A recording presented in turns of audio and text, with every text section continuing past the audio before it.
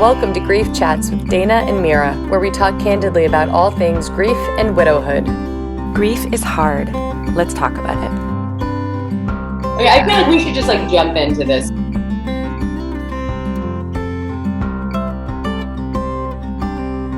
A drink. Ready for awkwardness. Okay.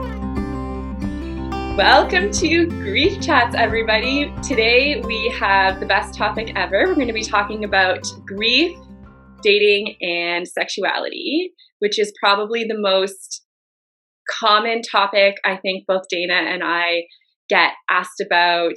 And I think it's one of the topics in widowhood and in grief that just is so under talked about. And that's why, because people are craving an open conversation. And I think when things are, all of grief is stigmatized, but especially anything to do with sexuality and grief is so stigmatized, and there's just such a need for conversation. So we definitely knew we wanted to talk about this, and now is the time. Today. So yeah, we're nervous, but also believe in the importance. So we'll power through. So we're going to have an open conversation this episode just about some general topics within widowhood, sex, and dating. And then next episode, we're going to follow up by answering a bunch of the questions that you guys sent us, because we had so many. We knew that it would just fill an entire episode, and we wanted to do this topic justice because it's obviously such a big one. And we're going to be talking from the perspective of widows, since we're both widows, and it's, there's a lot of specific things to widowhood about losing your life partner, your sexual partner, all in one, but the loss of sexuality or changes in sexuality affects many different grievers. So hopefully this episode resonates with lots of people.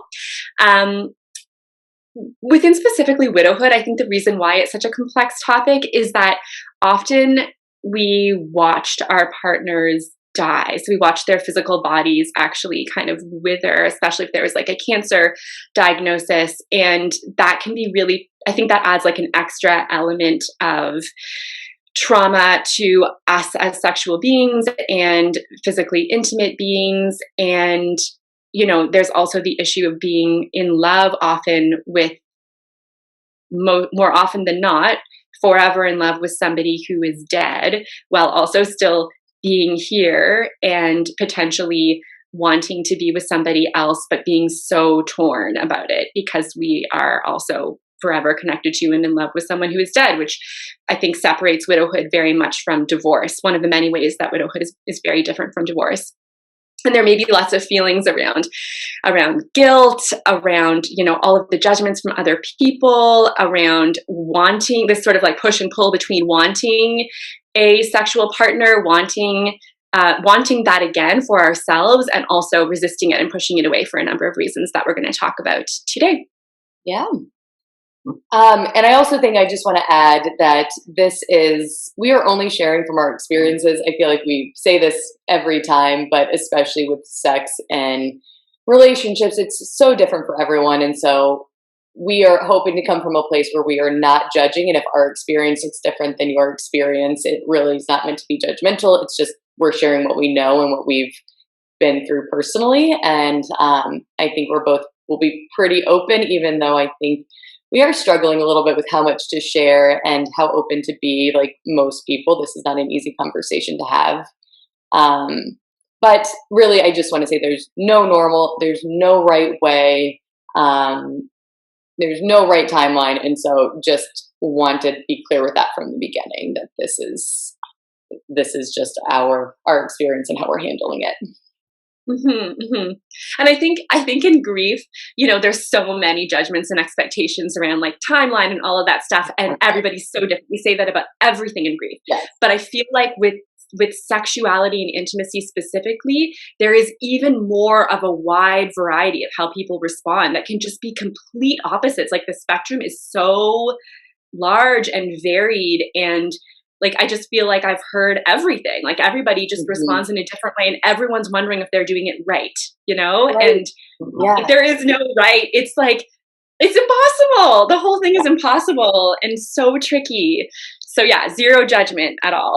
Yes. Yeah. Because I think we do enough of that on ourselves. I feel like I'm constantly judging or worrying about being judged. And so it's we have no judgment for however you handle moving forward, whether it's with a sexual being, whether it's yourself in a relationship, whatever that looks like. So yeah, and also like if you choose not to be with anybody else, you know, I feel like that's a super valid choice too, and one that a lot of people don't understand that, and that can be like a very valid choice for a number of reasons, not only like fear of opening yourself up again, like that's sort of like the cliche one, but I think there's like lots of people that choose not to get into a partnership again for other reasons in widowhood that are perfectly healthy and normal and satisfied in their life. Yeah, what a great point to mention, that is not because they're afraid. Some people just make that decision and that's the best for them.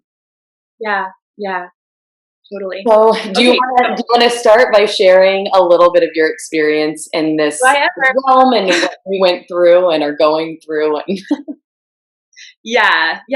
So I know it's like so hard to know how much to share. And the last time I sometimes share in my stories about dating stuff. And the last time I shared, somebody wrote me and was like, very bluntly was like, can you please talk more about sex specifically? Like, I want to know the nitty gritty details. Like, she was so direct, and I was like, touche. Okay. You know, it's like, I love that. I love when people are so direct with like what they want. And I'm like, yes, I will try and be better.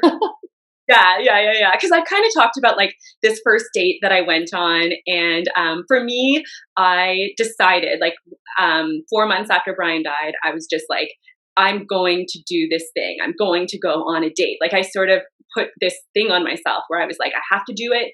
I had this sort of strange strength and courage early on in my grief that I kind of lost more over time. It was almost like I felt like nothing could touch me, and I was invincible. Like it was totally shock and trauma and everything, right? But I just felt like I could do anything, and I was like, I know I want to have sex again one day. I want to go out and have a date and just do this thing and get it over with and like pull off that Band-Aid. Yeah. And so I went on this one date with this guy, and it was fine. Like he was a great guy. It was like a great first date in terms of, you know, lots of things to talk about and everything. It went okay. And I really was very dissociated throughout the day. Like I really had this feeling of like I was playing a part in a play, and like I'd been crying for like 4 months straight and hadn't really seen any friends and barely. And I just like went on this date and pretended I was a different person. Yeah. And it was really nice and it felt really good. And I was like, wow, like I was so impressed by myself. I was like, well, I can't believe I'm doing this thing. Like I'm crazy. And then at the end of the day, at the end of the date, he was like, can I kiss you? And I froze and did not say anything for like an uncomfortable length of time. You know? And then in my head, I was just like, yeah, Mira, go for it. Like, this is your opportunity to do it. And I was like, yes. And then we started kissing and making out, and I literally had like a full on trauma response. Like I was like floating above my body and I was looking down and I was like, who is this person? Why is his face all over my face? I couldn't feel anything. I was like not in my body at all. It was terrifying. And I was not there. I was not physically there. And then we kind of finished making out, and then I was just like, okay, bye. And I literally like ran away. And it was like 2 a.m. and I ran home from the bar, and I was just like sobbing and running in the middle of the night in Toronto. And it was like this huge release. And it wasn't like I felt like I shouldn't have done it. Like I was actually proud of myself that I did it, because I think just with the way my relationship was with Brian and how connected we were and how immediate that connection was, my fear from the beginning has always been like, you're just not going to even try because it's never going to compare. So you're just not going to even try. So I was really proud of myself for trying. And I was also really freaked out by my body's response. Like it really, really concerned me. Like I was just like very caught off guard by it. But also it kind of brought on this new level of processing. And, you know, I was really realizing like, oh yeah, the last person I kissed was Brian and he was dead. And kind of the magnitude of that. And it just felt really strange. Like, it was sort of like my first big foray into sexuality again. And then since then, there's been different ups and downs and phases. And sometimes I found sexuality to be triggering, and sometimes I don't. So sometimes I find that I'm able to just kind of experience it and not constantly compare it to Brian. I'm almost able to think of it as a different thing. Like, it's not the same category of thing. Which is like, I feel like totally a defense mechanism to like get out there, and also kind of healthy, like in a way, to be able to separate the two, because I think that is pretty common to be like, how do you do this when you are comparing it to your partner that you chose and were with for so long? Like, how are you even open to that? So it's very interesting that you were able to do that pretty early on. Yeah. I mean, after that initial experience, I didn't go on another date until 8 months after Brian died. So like, that one experience happened, and then I was like, okay, that was enough, and took 4 more months to kind of process more, and then kind of tried again, and then, have taken breaks. And it's really been fluid for me and shifted a lot. And I've definitely had experiences where I felt very, very triggered too. And just like having sex will really make me miss Brian. And sometimes I don't even care, or I'm not interested at all. So it's been like the whole gamut, I feel, for me. How about you, Dina? So mine was a little bit different, where I definitely felt the need for sex, and I had this like deep craving for physical, not even sex always, but like physical comfort from somebody, and wanting physical intimacy, and zero desire to go on a date and to sit, which, like, looking back feels a little bit strange, but that was just how I handled it, was the idea of connecting with another person outside of just the physical was not of interest to me. So I waited, it was like 18 months before I had sex for the first time. And wasn't planning on it, wasn't like, this is it. Like, there was no like date. I got drunk and ended up making out with a person that I've known for a long time, that felt safe, and it just kind of happened that way. And it actually, for me, it felt like a really great moment, because there were no expectations beyond that. There was no like, we need to date or we need to go beyond that. It just felt like, this is a person that I trust and know enough, that knows my story. So there wasn't that like awkward of like, how do you explain where you're coming from and your fears? And it just was like, get drunk and do it kind of thing. And then the first date I went on was probably, it's in year 2, so maybe 6 months after that. And I signed up for Tinder. My friend came up to visit me, and I was taking care of my dad, who was dying and was living in my house, and was just like, I need to feel like a normal 30-something. And I was so stressed and like consumed by grief on all different levels, that the idea of a date at that point was a total distraction, total like, I can't handle my current life, and this is what I'm going to do. And again, just got really drunk, because it was the first like date I was on, and I didn't handle it well. And I don't regret it. I think it was felt like survival, in like a very weird way, of helped me get through a really, really tough time, at least temporarily. Like, it was this temporary Band-Aid that gave me something else to focus on. And I guess we can talk about it, whether that's healthy or not, but I don't think that's helpful at this point to overanalyze that. The first like relationship I had after Brad, like, again, I wasn't looking for a relationship. I was tired of going to weddings alone, and I was tired of going to events alone. And I just really wanted a person that it was like, I know I have fun with you. And it kind of started that way, of just like this natural, like, I don't want to do this stuff alone, and I'm not really ready for a relationship. And it ended up becoming a relationship, and probably one I wasn't really ready for. And but again, like, I think it was really good for me at the time, and for what I needed, and learned a lot, and had fun with this person, and Yeah. So hard not to think of like what's healthy and what's not, Right. you know.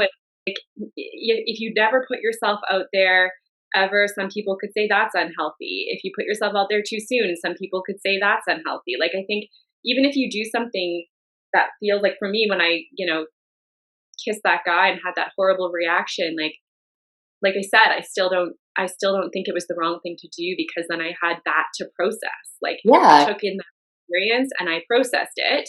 Mhm. And then the next time I made out with somebody, I was able to enjoy it, which was a huge change from a full-on trauma response, right? So Right. And how do you know? You have to learn. Like you said, you have to put yourself out there, and things will go wrong. Like, you're not going to meet somebody, kiss them for the first time, go on a date, be in a relationship, and then them be your partner. And if that is your experience, like, oh my gosh, how lucky are you? And I want to hear from you. Like, I don't know anyone that that was their yeah, experience after their partner died. a little more complicated. It's always more complicated. I think that's why it's like, but it's really hard to share that and share these timelines even with you, because it's like there is I haven't sat down and really talked about the sequence of things, and then it's like I'm already in my head of, well, should I have done that differently? Was that wrong? No. And it's hard because we are talking about other people. I think that's the feels like the elephant in the room a little bit to me is we're mostly talking about other people being involved in this, and so people that are alive, and how do you respect them and their role on our journey and figuring this out. And I think that's part of my difficulty of I'm happy to talk about anything as it relates just to me, but when we're talking about our experiences with another person, it is this fine line that we have to walk. Exactly. I know, that's the thing. And it's really tricky. And I think that's probably another reason why it's not talked about a lot too. Have you struggled with this sort of push and pull between wanting a relationship and not wanting a relationship, or pushing a relationship away? Yes. And I think it has shifted. So just to remind people that just got to year 4 since Brad died. And so I feel like, I'm doubled you, you're at year 2. And, so many of the conversations we have, I just remember being where you were at. And I struggled a lot, and was not a person that really I feel like it was this hypothetical, oh, yeah, sure, this idea of a partner. I was kind of it's out there, and I know that's a possibility, but it felt so hard to grasp and understand that concept. Um, and then it felt like I had to, I owed it to Brad in some weird way, and to his family, and to the people that loved him, to stay sad forever, as a way to prove my love to Brad, which that shifted a lot. And that was my own perception, not really something that anyone else put on me. But Yeah. it took a while to be okay, and it still is hard to say, it's okay the idea of finding love and having another lifelong partner and wanting that. And I was always a person that was I need to have this traditional partnership. And so, there's this feminist side of me that struggles with that anyway. That's outside of grief and widowhood. Yeah. But yeah, when you're 33, when your husband dies, I loved being married, and that shifted from when I was younger and thought I wouldn't and didn't need that. And so the idea of having somebody else and having that relationship and that kind of trust and connection with somebody, yes, that's an appealing thing to have. And it took me a while to get there. Yeah. Have you struggled with that at all?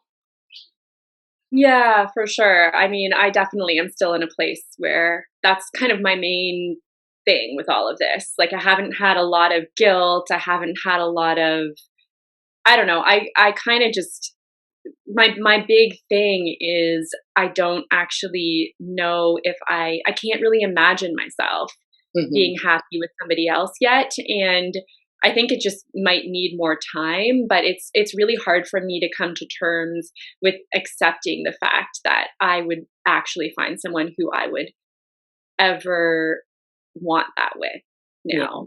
Yeah. And yeah, part of me is maybe I do want to just be alone forever and not get into another partnership with somebody else. And then part of me is very much torn and is like, but remember how awesome it was being in a partnership with Brian. Like, I'm like you, I didn't really ever know if I would have that. And like, I really loved that, having that with him. And there were so many things about it that I just enjoyed. And just having somebody who you can just like love so much every day feels so wonderful. And so, I mean, I think I have a lot of love to give to somebody. And not to say like that I need that. But there's a lot of an important part of it. Like when you are this person that has so much to give and wanting to be able to share that with somebody, like, yeah, that's a real feeling. Yeah. And I liked being in partnership, you know, I liked that feeling of having that person who's your person. Like, I think I really thrived in that kind of a space, but then coming out of it and starting to find your way on your own and then having this huge grief thing that you carry with you, I'm just like, we're good now, me and my grief. Like we're kind of a unit.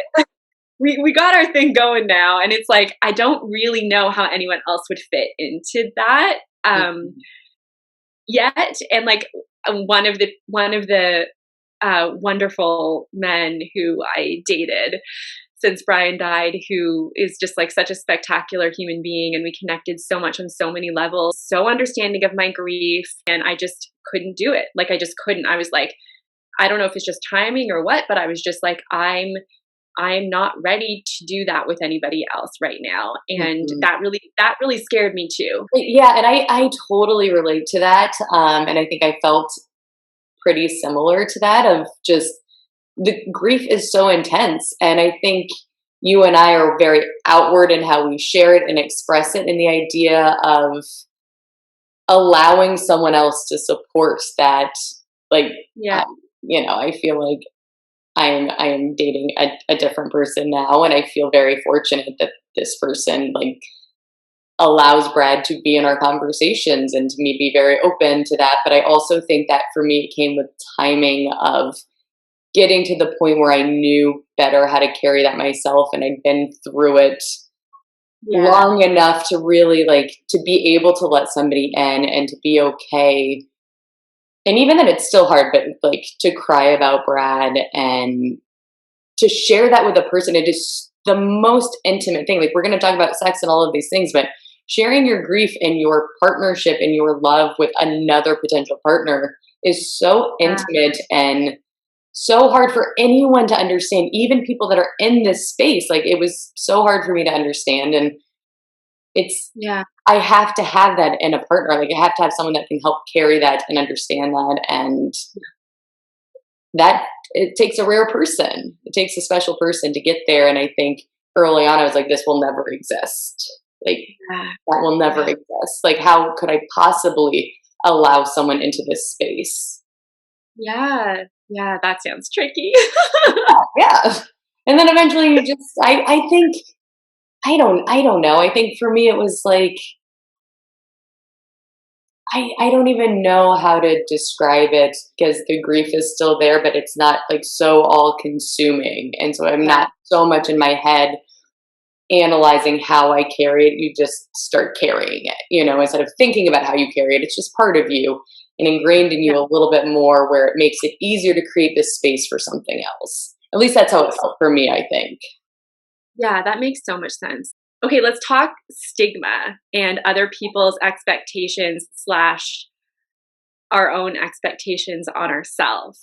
Because I think that a lot of people that reached out to us when we were preparing this episode talked a lot about this, like expectations from others or judgments from others around like timing, or people even asking us like, when's too soon? And we were joking before the episode started, we were like, we're not going to tell anybody like what timing, like look, even compared to like between us, our timing is so different of just like how it all unraveled. It's so complex. There's so many things interwoven of like dating, relationships, sex, kissing, even just physical intimacy, like all of it. And there's no timeline, because I think like we are all unique beings, and our relationships with our partners were all unique, and our sexuality is so completely unique. So Yeah, I think it's so funny how many people ask this. And it's also not surprising because it is. It's like you want to know, you want someone so desperately to be like, this is when it will feel right.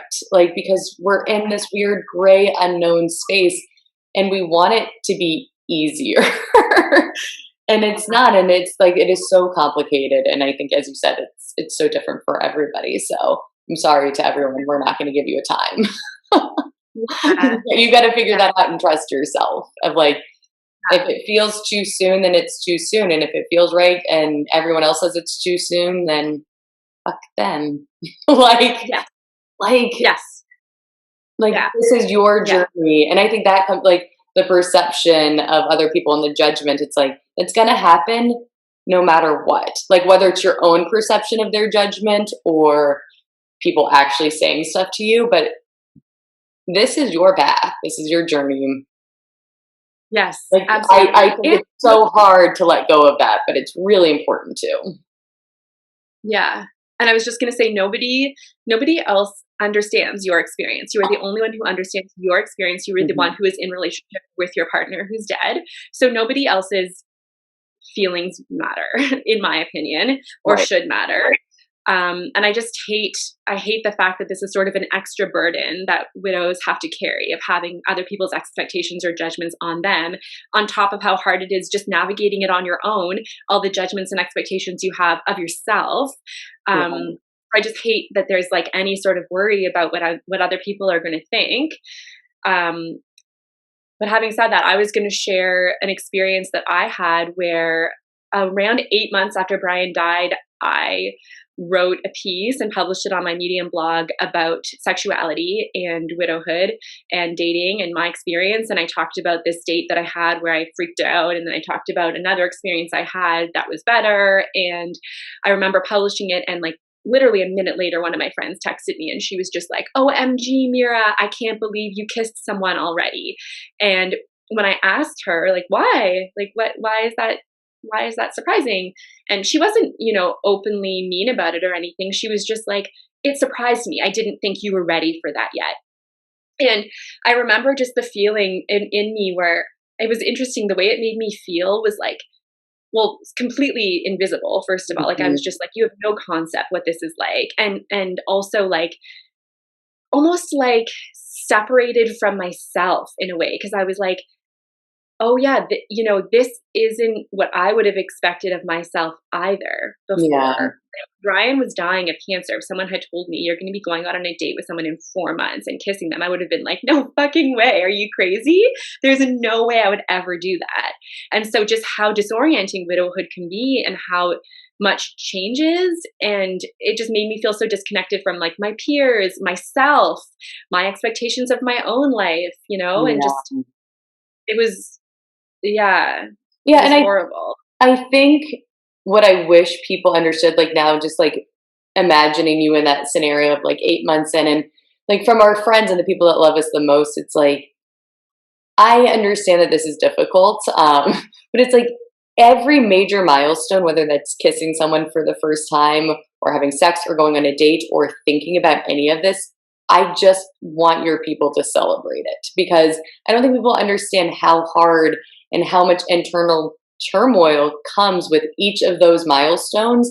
And like you said, this wasn't our choice, but it's like just trying to move forward with life and survive in whatever way is necessary. And that might change 100 different times, but these things are really big and should be celebrated. Like the first kiss, even if it's a disaster, the first date, like should be celebrated because you put yourself out there, like in a really, really scary time. Oh my God, totally. And I say that though, and I'm now going to call myself out because Okay. I feel like I was a person who didn't understand. Like I had a friend who her boyfriend passed away, and collectively they were like my closest friends, and she started dating sooner than like I expected. And I don't think I ever outwardly said anything to her, but I remember because of my love for her boyfriend, like I was like totally internally judgmental of like how could you do, and now that I've been through it, I'm like, oh my God, like however you need to cope, whatever that looks like there's so many different things that none of us have any idea about of what someone's going through, what their relationship what the previous person was, what the relationship is now, that it's like, again, going back to just like we should be celebrating these moments and supporting our friends and our people because there's so much more than what's on the surface. And I understand how hard it is, especially if it's our late partner's friends who just, it's from a place of love. Like this judgment isn't necessarily directed at us. I think it's because they love this person so much. And it's like this weird way of like having to defend them, but it's like we have to carry that extra weight and burden of their feelings on it and our feelings on it and how we feel our partner, our late partners will feel about it and our current partners will feel about it. Like we have to carry all of that. And so that's why it's like people just don't really understand that, I don't think. Yeah. Understand what it's like from the widow's perspective, Right. you know, when that happened to your friend, it's like, yeah, you weren't thinking of it from her perspective. And, Right. and also I think a lot of people I'm going to call myself out right now Okay. too. So I think a lot of the time there's this sort of, I hate this, but I hate when it happens to me, but it's like this expectation that, like you were saying at the beginning, like that we're going to be crying and be sitting in the grief and sitting in the darkness forever as like a tribute to this person who's gone, to a tribute to their love. And I know not everybody copes with grief that way. And I know that people who are like super extroverted and are out there and are socializing and dating right away are not grieving any less. Like I know those things in my brain. But recently I had this situation where there was this widow and I saw online that she was like out there partying and having all this fun. And I totally was just like, in my mind, like kind of unconsciously was like, oh, she must not be grieving that hard. Okay, maybe it wasn't such a loving relationship as me and Brian. And then I had seen something she'd written or something like that. And it was like, no, Mira, you idiot. Of course she is. That's how some people cope with overwhelming pain, is like distraction and socializing and dating and sex. And a lot of people reached out to us and were like asking or talking about using sex as a coping mechanism within grief, like as a way to not be in the pain and agony all the time. Yeah. And I think that's a completely valid distraction mechanism. I mean, lots of people drink, lots of people stay busy, lots of people just like binge on Netflix. You know, people do all sorts of things to smoke weed, whatever, like to manage the pain.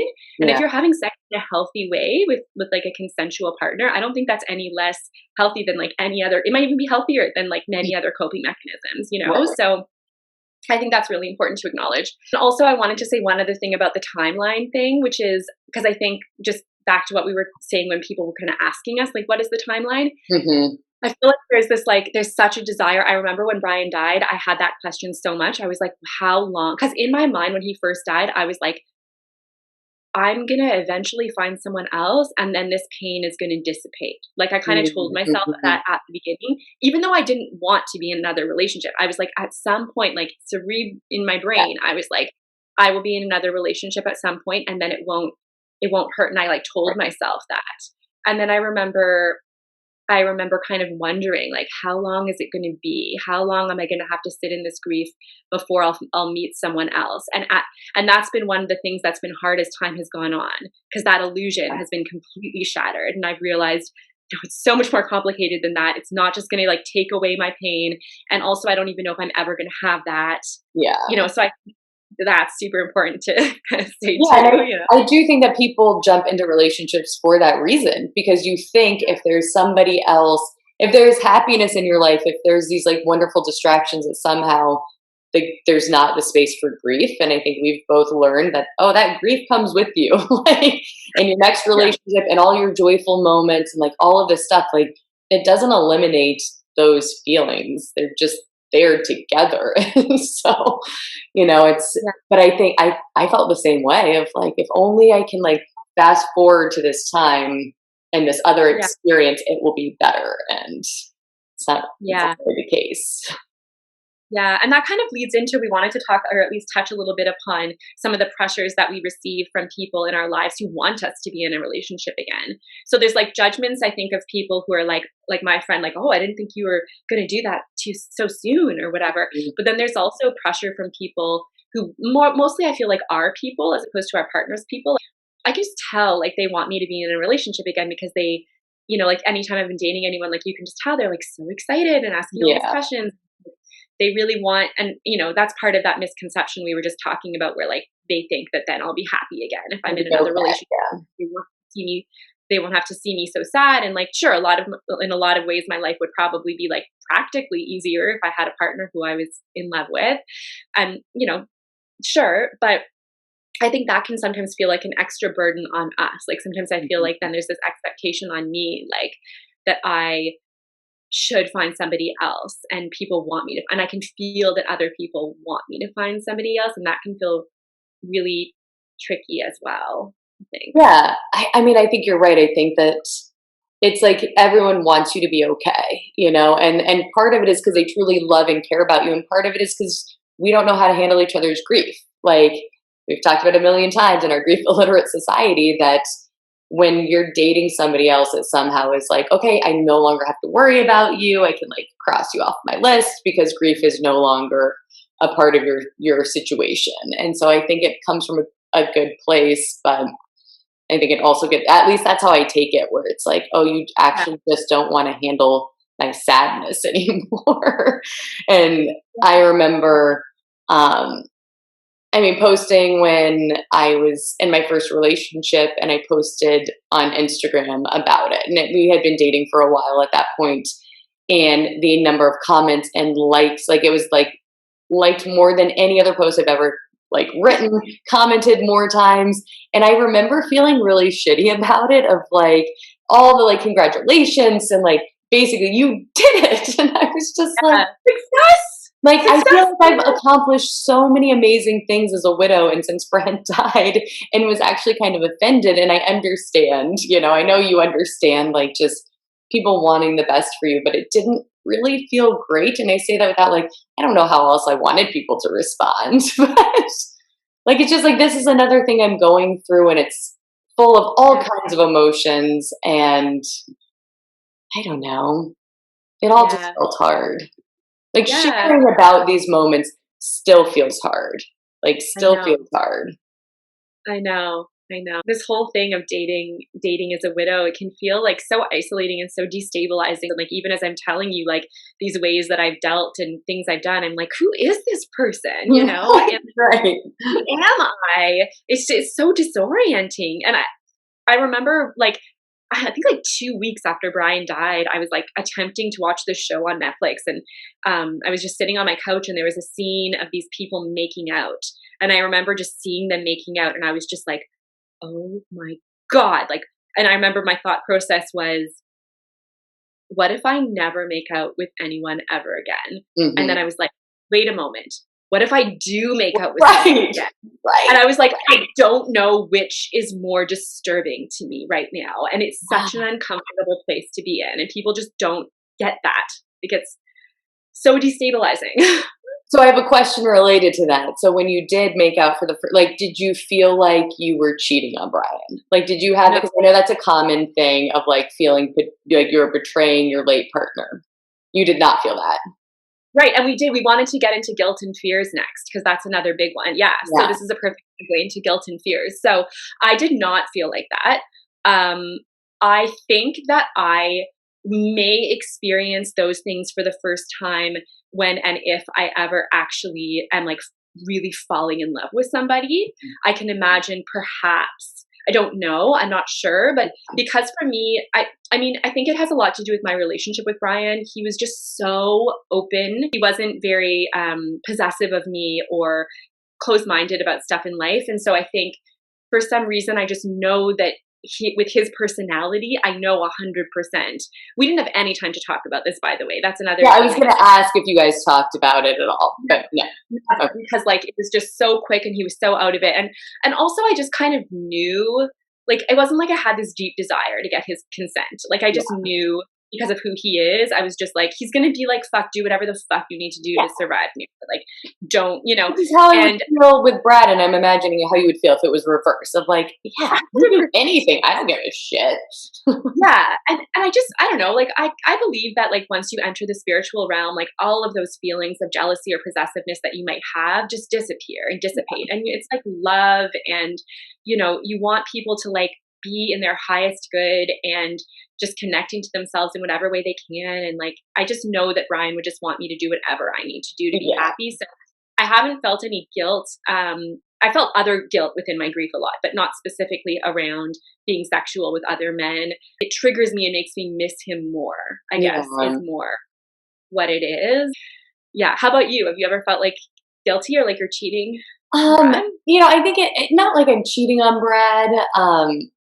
And it's same thing. Like, I think we had a conversation like once, like a hypothetical conversation, which was like, yeah, you are like such a wonderful person. Like, I don't want you to be alone. Like, someone is deserving of your love, kind of like general overview. And I know how he would feel. So I'm not worried about that. I think what I struggled with, and yeah, so I think when it's like just the sex or the dating or the whatever stuff, felt like a big deal in a lot of ways, but not in terms of that kind of guilt. I did have like a moment that felt very weird that my friend kind of called me out, and she's kind of my like go-to to talk about all of this stuff with, of just like going back to like sharing with people and being open about it and being like, why is this hard for me? And she basically was like, because as it gets serious with somebody else, it's like the idea of this person being a quote unquote replacement for Brad or another lifelong partner, that's actually much harder to deal with in like a physical relationship or a date. So similar to what you're saying, that there is like another level of, and I assumed it would be easy. Like, you fall in love, you find that like a potential partner, it's like, okay, all those other things, like the bullshit stuff will go away. And it's like, oh no, it's all still there. Of now I'm actually more worried about betraying this other relationship I had with Brad, because this idea of someone competing, or, you know, they more than likely will get more time. Like, we could have like an entire lifetime versus 13 years, you know, and that's where I think it gets a little bit more complicated and difficult, at least for me. And it's like that's like my own internal fears come from that space of wanting to honor my relationship and never wanting it to feel like it's devalued in any way because somebody else is there. Yeah. Oh, yes. Do you have worries about like not being able to find somebody who is going to compare with Brad? Because I think that's a common one that people were writing us about as well. Like, I mean, I think for a very long time, yes. But the comparing thing, I kind of learned not to do early. Like, and I think that's really hard. And I think it's also very normal and common to be with somebody and be like, well, this is how it was with my other partner, with my late partner, with my spouse, and to immediately write somebody off. Right. And I've never heard this specifically addressed within this context, but I know with other kind of mental health stuff, I've read this.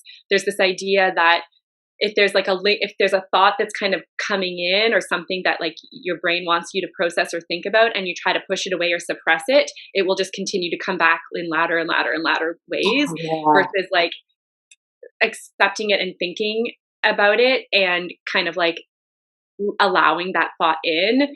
Like, okay, I'm having this comparison and that makes sense, and kind of like working through it, as opposed to just being like, no, I can't do that. It's wrong. No comparisons, you know, because I think it's perfectly normal to make those comparisons. Like, this is not a divorce. This is somebody who you are deeply in love with, who died, you know? So, yeah, but I don't really have any answer. No, it does make sense that qualities would be compared. But I think if it's like you're looking for like the exact replica, it's like, person's not, they don't exist. That's not a good idea.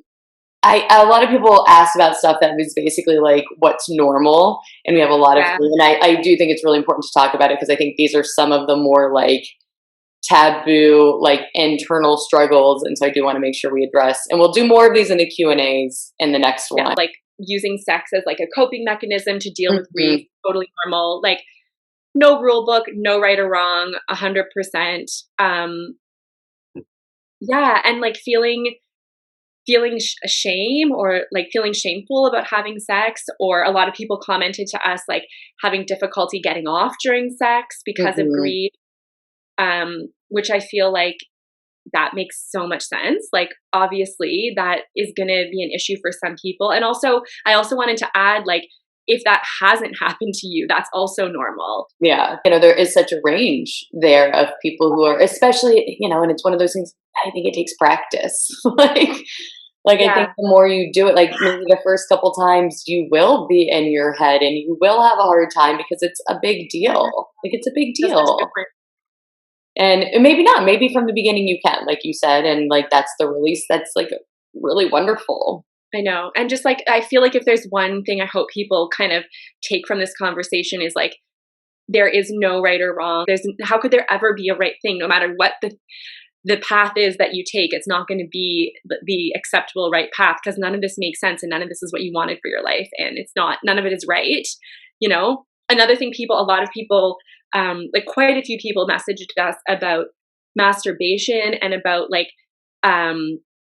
thinking about their partners, their dead partners, and like whether that is healthy or like a good thing to be doing. Like, I don't know. I feel like some people might worry that that's sort of like living in the past and you sort of like preventing you from moving forward with your life. And I think that this sort of just that fear kind of plays into this so much more within grief too, of like, can we hold on to our relationship from the past? Does that mean we're stuck in our grief? All that kind of thing. And I think the more I go on this grief journey, the more I realize like it's all about duality. It's all about merging. I think it makes so much sense that people would be thinking about their partners. And also, I think that if you can't, that's also okay. I would be too sad. Like I couldn't like have that physical kind of release about Brad in this like sexual way where I like want that release. So it wasn't and I loved that several people asked and wrote about this and shared their experience to both of us.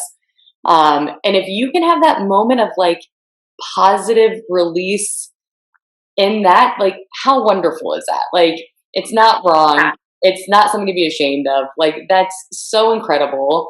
And on the flip side, which is, people had written me about this of masturbating and crying, like the immediate tears after, like breaking down crying. And that was my experience of needing that physical release. And, is it just pent up emotion and grief and sadness coming out in a different way? Is it because I'm doing it solo? And I don't really know, but that happened to me like every time in the beginning, like immediate. And then I had that fear of like, when I have an orgasm with a man, am I going to have the same reaction? And then that like, oh my God, am I going to have sex for the first time and like just lose it?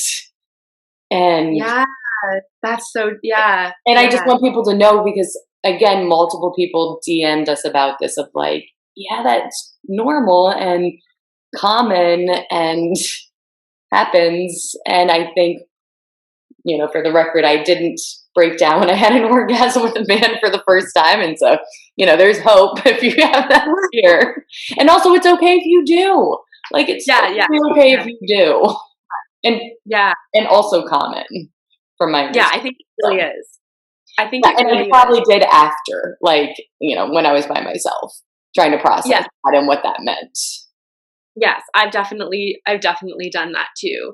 And even one time, like pretty much right after, I didn't like break down. Like I don't think he knew, but there was one time when like right after we finished having sex, I was just lying there and I was just like wanted to cry so much and like missed Brian so much in that moment, and like did kind of start to cry like quietly to myself. And then I've done that too.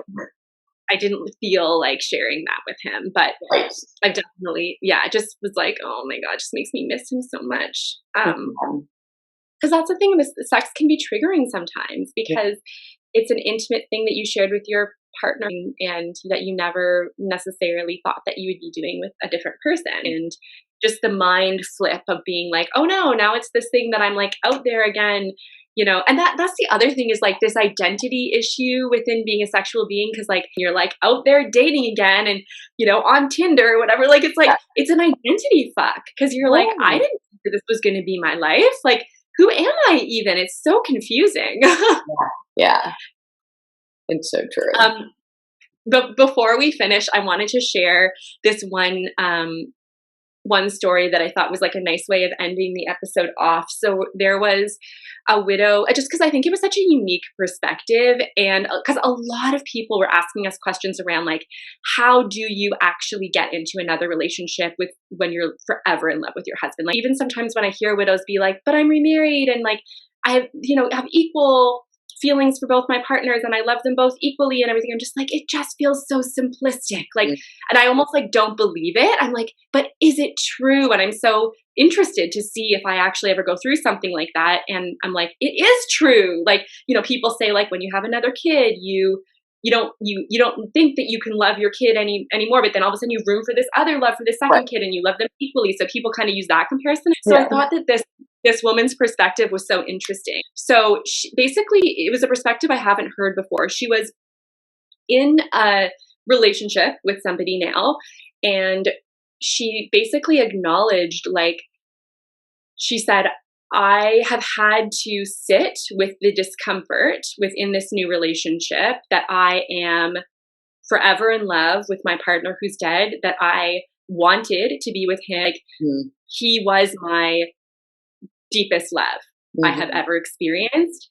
But having said that, over time and through, processing my grief and therapy and lots of things, I have come to accept within myself that I want another relationship. I want to be in a partnership with somebody and I want to love somebody. And I do love my new partner, but it's not the same. And like, she's basically acknowledged to herself that it's not that simple, and that she she has still she's like, I still love this person and I choose this. I love that perspective. And this idea of being simple, I have accepted the fact that it is not simple. Like, having your partner die in your 30s unexpectedly and watching the person you thought you'd spend the rest of your life with die means it will never be simple, because that experience, that trauma, will be with me forever. And that means the next person that I'm with that is now part of his life and his relationship. And I'm okay with it. It makes me a little bit uncomfortable hearing I've used this example before, like years ago, I was like, I hope I get, like, again, seeing people that are married and happy the second time and being like, I'm equally happy. And I'm like, I really just hope to get to that point where I'm like, I don't know what I would do because this one's so great and you were so great. And so, I think that's the thing, is I want to have that. I know. Like mind fuck of like, this person is just so wonderful and lovely. And I think that's possible, but it doesn't mean it's ever going to be simple. And I think that's the difference for me, at least, is it will be more complicated than other relationships. And there will be things that other people won't have to deal with. And that comes with dating me and being in a relationship and being in love with me and having a future with me. And, I don't know beyond that, but I love when people can share, especially to us, that then we can share that perspective of, she's married and this space that, like, we haven't been in, and to choose this partner because the other one's not an option. And like, that's feels so real. I know. That was my response. I was like, I had the exact same response as you. It was sort of like, in a way, it was like a dismantling of this hope that I have, which is that I do reach this point one day where I have this partner who's like, who I couldn't choose. Like, it's just, they're equally amazing. And like, so it kind of felt a little bit uncomfortable for me, because I was like, but it felt so real. And whether or not you or I are ever ever have that experience, we might have a completely different experience. I just thought it was worth mentioning because there are likely other people who are in that that kind of situation. I totally agree. Where it's like, I still believe that is the case, that I will like be confused, and I hope to, and I will hold on to that hope. But I think sharing these perspectives and making these choices are always worthwhile. Yeah, and that it's valid, that it's still valid to choose somebody, to be in a relationship, even if you don't have this picture perfect ending of like, they're totally equal and I couldn't choose. Like, even if you're not in that situation, and that isn't the first person who's told me that, by the way. Yeah, and the reality is, because she will never have to choose. Like, we're not living in this alternate universe where that will ever be. She's choosing her partner that she's with because that's who is there and who she's in love with and deciding to have a future with. And there's something that like feels simple and beautiful, like just that fact of itself. Yeah, and like what you said too, like you can't tease apart who you are now from your grief, from your trauma. You know, there is a bonding I feel that happened between me and Brian when he was sick, when he was dying, that was like beyond anything. Like that is you build such an intimacy, like as a caregiver for the person you love. And like, I'm just like, how could anybody, like, it's just the experiences are so different, you know? So especially when it's like a new relationship where it's fun and light and all of these things. And it's like, you're right. You like have experienced the most intimate thing with a human being, which is caring for them as they die, as they leave this world. No one can compare to that. Yeah. Until you have that experience with them. Like you can't. And that's also okay. It doesn't mean there's not potential for love and all of these other great, beautiful things. Totally. And I think it can change over time. Like, I really do believe that over time, things do continue to evolve and change. Like, I think even if you feel this way about somebody at the beginning of a relationship, there's so many different ways to build intimacy. And with some people, it's that immediate spark. And with some people, it's over time. And there's just all different types of relationships, you know? So yeah, I think that's such a good point, like just to be open, because how it was with you and Brian, how it was with Brad and I, it's like that might not be like the thing that connects and builds intimacy with the next person. Totally. Yeah. Okay, I think we're out of time. Yeah, so next time we're going to answer all of your questions. So if you guys were watching this and things came up, you have questions, we'll do another little question box, I'm sure, but throw comments, send us a DM, and we'll add it for the next conversation. Yeah, can't wait. Bye. Bye.